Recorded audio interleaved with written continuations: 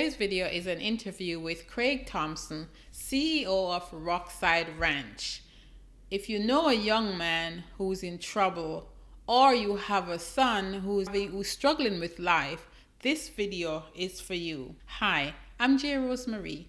I'm the host of SoloMoms Talk podcast, where I help solo moms live a joy-filled life in the middle of life's chaos. If this video resonates with you, please leave me a comment below. Also, I appreciate it if you'd subscribe to my channel and ring that notification bell so you'll know the next time I upload a new video. Thank you. I'm speaking with Craig Thompson. He's the host of the podcast Restoration Matters and executive director of Rockside Ranch. Welcome, Craig. Thank you so much. Thanks for having me. Yes. So before we talk about Rockside Ranch and the work that you do, I always like to, get a little bit of warm up by asking you to introduce yourself. So can you tell us who Craig Thompson is? Sure. Yeah. So my name's Craig. I live in a really small town, very far Northern California called Etna, and live here with my wife, Jen, and we have 3 kids. And so we live on a ranch that's about 100 acres, and which may seem big, but where we are, that's a pretty small ranch. There are a lot of big ranches around us, and so we raise animals on the farm here. And the primary purpose of the farm, the ranch, is to have a place for young men who are in some kind of a crisis to come and to learn job skills and life skills. And so the thing that really prompted us to come and live, in this way was wanting to have that kind of a ministry where we're all living on the same property, where we're all working on the same projects, and just, being in that kind of a close community. So it's hard to kind of separate our own personal life from the ranch because it's all really intertwined. Right. Okay. So you're a rancher who runs a program for at-risk youth, so to speak. Yeah. Yeah. Okay. Yeah. All right. So, and how did you get into that? What made you want to reach out to youth in crisis? Yeah.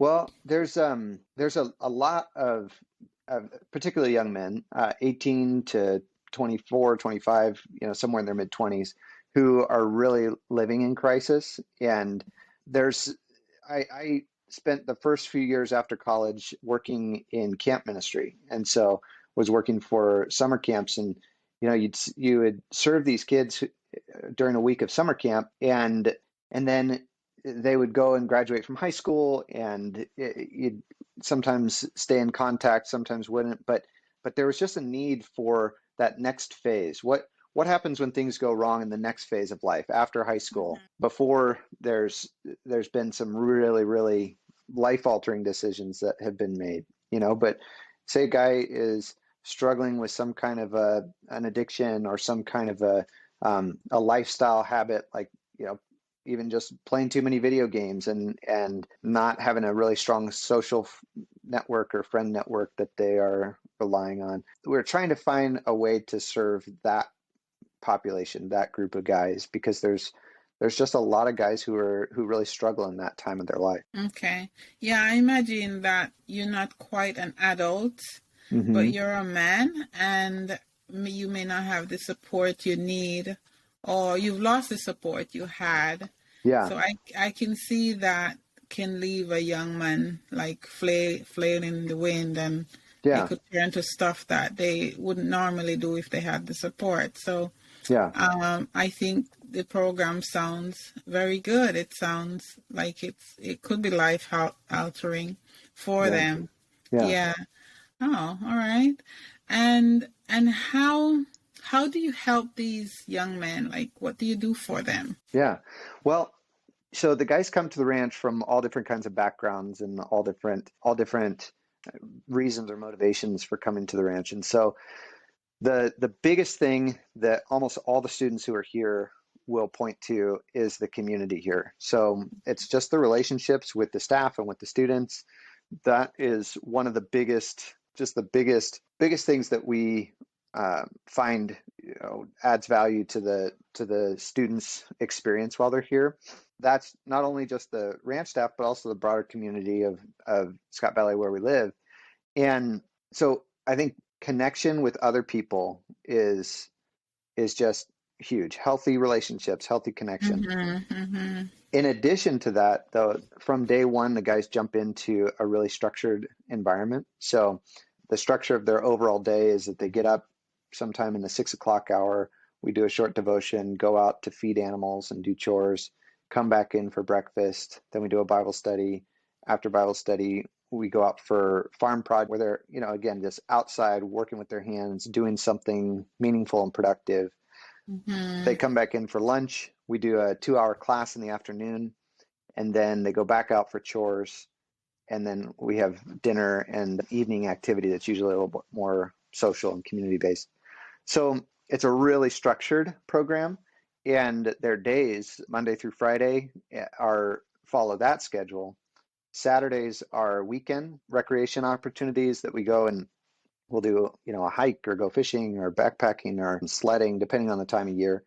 Sundays we go to church, come back and have a more restful afternoon. And so it's just building those life patterns, habits, routines, understanding and experiencing just the benefits of getting a good night's sleep, eating 3 meals a day. Many of the guys that come to the ranch here are not sleeping very well at all when they arrive, and they're not eating very well at all, and they're not moving a whole lot in their life. And so just doing those basic things just brings their whole being back to life a little bit. Yeah. It sounds like, they are at a point where the structure and the community and having a goal and a purpose, it really provides a well-rounded community for them. No drugs required. Yeah, exactly. Yeah. And the 3 things that we really focus on while they're here are sobriety, from substance or alcohol or tobacco, but also sobriety, in the sense of like, if there is a technology addiction, a cell phone addiction, a video game addiction, anything really, just kind of getting separation from that. So that's number 1, sobriety. The second thing is mental health. Could be an actual diagnosis, or it could just be some trends that are not good in their mental health. And then the third thing is job and life skills. And so for the 8 months that they're here at the ranch, every day they're practicing just a ton of different job skills and life skills that are going to serve them no matter where they go after the ranch. Okay, that sounds good. And you mentioned mental health. Do you provide any kind of opportunity for therapy, given that some of them may be coming from traumatic backgrounds? Yeah, so we do partner with clinicians locally here. And in addition to that, some students come with an established team of counselors and therapists. And so with the telehealth appointments and other things like that, they can actually keep their providers, or we can help them with some of the clinicians that we partner with. Okay, all right. And I'm asking a lot of questions. I raised 3 sons. So, this is kind of close to my heart. Yeah. And how do they get in touch with you? Like, how does somebody find out about you? Yeah. Well, oftentimes, I would say most often, it's because their mom reaches out and says, "Hey, I'm really concerned about my son, and I wonder if he'd be interested in a place like this." So usually it's their mom or somebody in their family, parent, grandparent, aunt or uncle, somebody like that. Almost all of the guys, and it's a really small program, so we only serve up to 8 guys at a time, and so we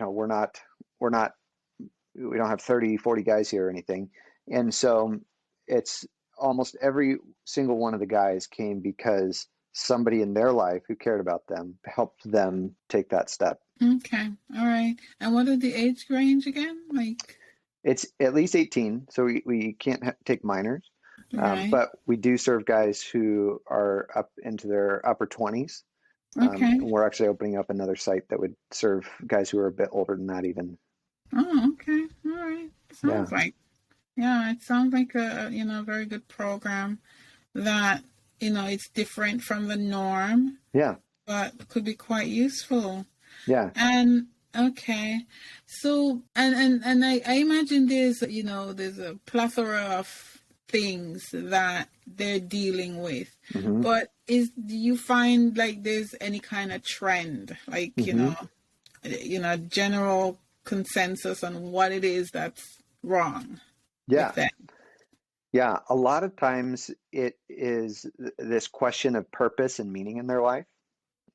So, I mean, I think everybody goes through that at some point in their life. Mm-hmm. What am I really here for? What's this life all about? That's a Mm-hmm. big one. That one combined with the, I think, a trend or a growing trend of de-emphasizing work in the trades. So farming and then the list goes on from electricians, plumbers, mechanics, painters, on and on and on and on. That that a lot of guys that come here to the ranch haven't worked much with their hands and worked in the trades. Mm-hmm. And so seeing guys get out and work on a trade. I mean, just last week we put a new roof on the pump house. They've built fence. They've done drywall and insulation and all kinds of things just in the last few weeks. And so exposing guys to these different trade opportunities that not only excite a lot of guys because they're doing something productive and healthy and good, but in the job market right now, those jobs are in incredibly high demand. And Mm-hmm. and people who are going into those careers can make a really good living. And so a lot of times guys come to us and they say, I don't think I can do anything good with my life, or I don't feel like I have any skills to offer. And I think a lot of that is because we've really de-emphasized the trades. Yeah, And yeah.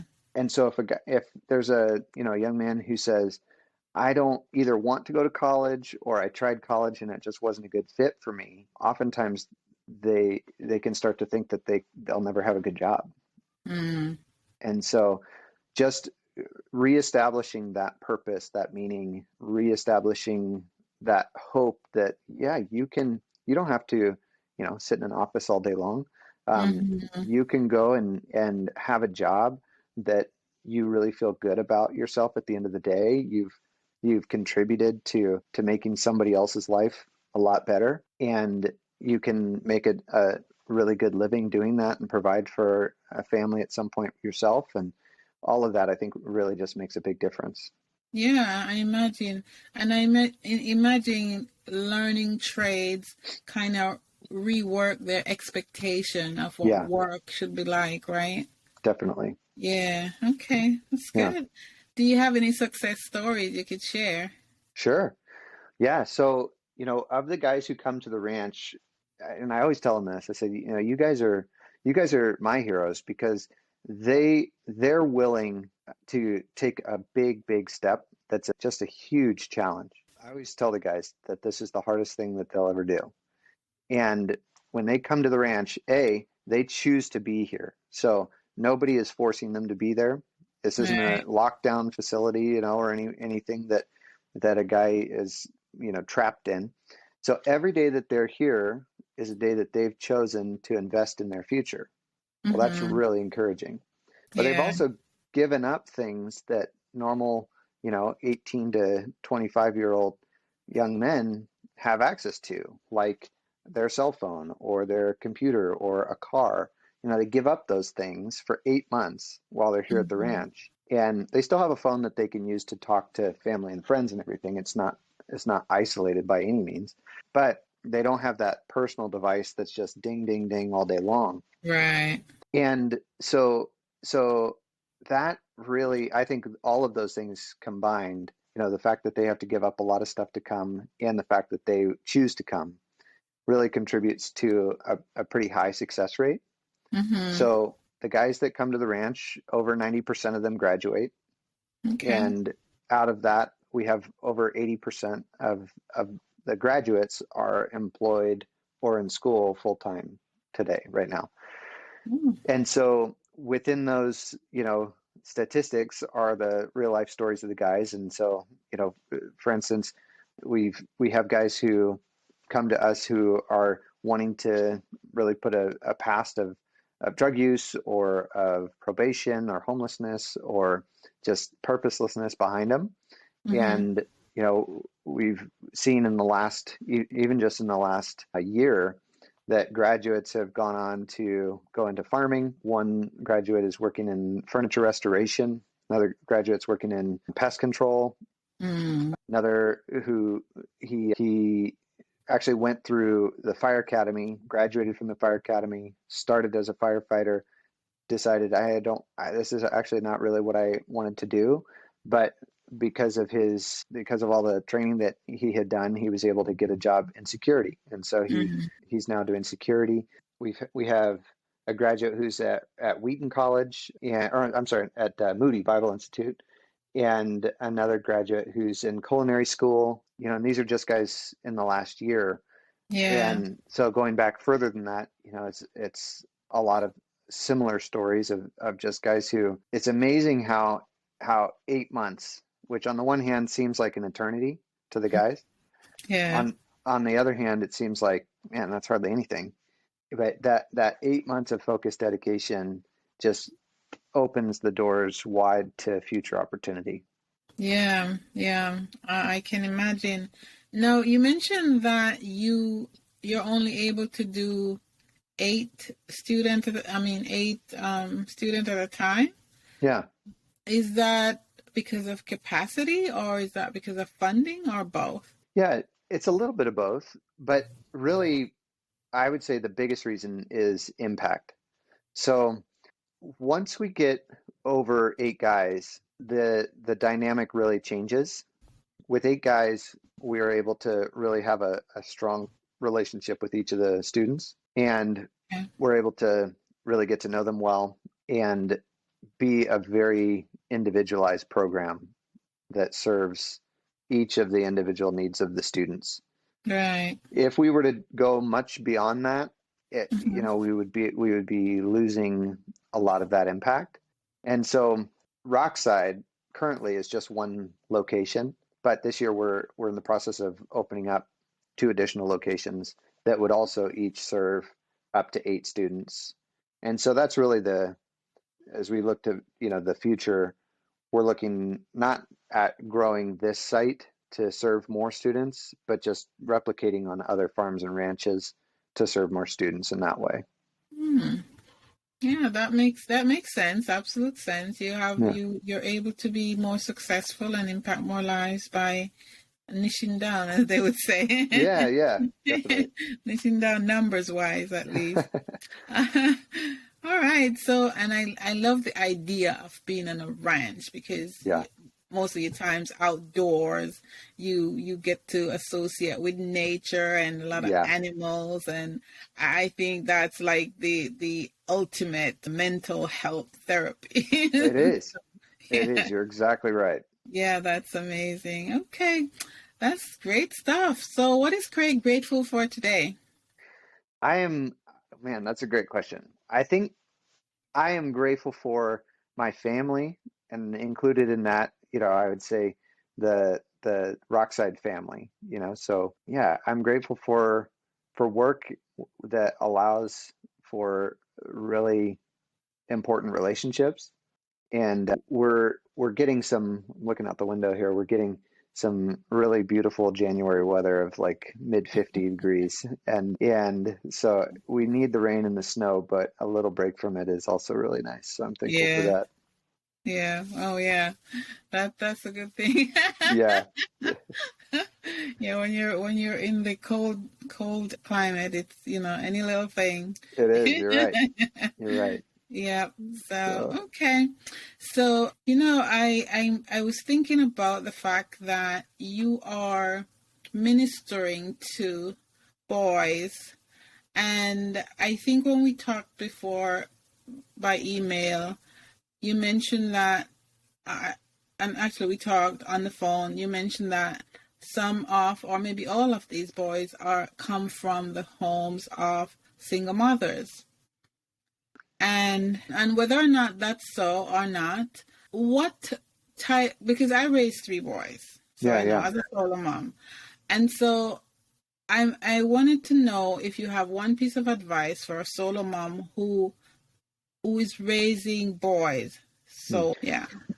Yeah, yeah. So I wish I knew a percentage of how many of the students who came to the ranch were raised by a solo mom. It's I would say it's probably about half of the guys who are here, maybe a little bit more. And but I would say this about almost all of the guys who come to the ranch, and that is that their mother is somebody that they just adore and look up to and cherish. And it's interesting because oftentimes that gets mapped here onto the women that we have on staff. And, they will listen to my wife, for instance, a lot quicker than they'll listen to me, Yeah. And so I think, you know, for whatever my opinion is worth, I think that the the thing that comes to mind is just to keep loving your boys and your girls, obviously, but that even when it might feel like that relationship isn't valued, from everything I've seen on the other end of it, that relationship is absolutely core to who these guys are, and it's really beautiful. They talk about their moms just like they walk on water most of the time. Mm, So it's just mm, it's just really neat to see that legacy, just hear about that legacy. And many times we get to meet their moms. yeah. They'll come out and visit or come to graduations, and it's really special for us to meet the mom of a student that we now have a relationship with and care deeply about, and to put a face to the many, many stories that we hear about the impact that mom has had. Yeah. All right, thank you very much. And you answered the question. You answered my question because I figured that I mean a lot of times as mom we always blame ourselves, Mm, for their not so good actions, and we wonder if we did a good job. And you're on the receiving end of what we did, what we hmm. poured into them, whatever Yeah, that was, right? So you see for 8 months you see those young men and see the character that was poured into them that's from right. mom, right? And, Hmm. and so I wanted to hear your side, how not through any judgment or anything like that, but what was your opinion, advice you could give to a mom who probably thinking I failed him because he's drinking or Mm, he's not doing what I think he should have been doing. So yeah, yeah, that's a great answer. Thank you. yeah, Yeah. absolutely. Yeah. All right. So now you're here. You're giving us your time and sharing about your program. How can your audience benefit from you, or how can you benefit from our audience, like your program or anything like that? Sure. Yeah. So, I mean, I would say if there's anything that we can do, I mean, that's what our desire and our heart is. So, we get people frequently who reach out, and they're, for whatever reason, their son or grandson is not interested in the program, and that's fine. But how can we Mm-hmm. support the family who is going through just a really emotionally intense season? And Right. so that was the primary motivator for starting the podcast, and just to be a resource to try to equip and provide tools. So yeah, if there's a mom who is going, man, my 20 something year old son or 18, 19-year-old son is really struggling, feel free to reach out if there's anything that we can do, even just to have a conversation with your son or try to provide some resources if they're interested in coming to the program. There's other many other ways that we can serve, your listeners for sure. Okay. And how can they reach you? Like, where do they find you? Yeah, that's a good question. So our website is rocksideranch.org. So Okay. ROCKSIDE.org.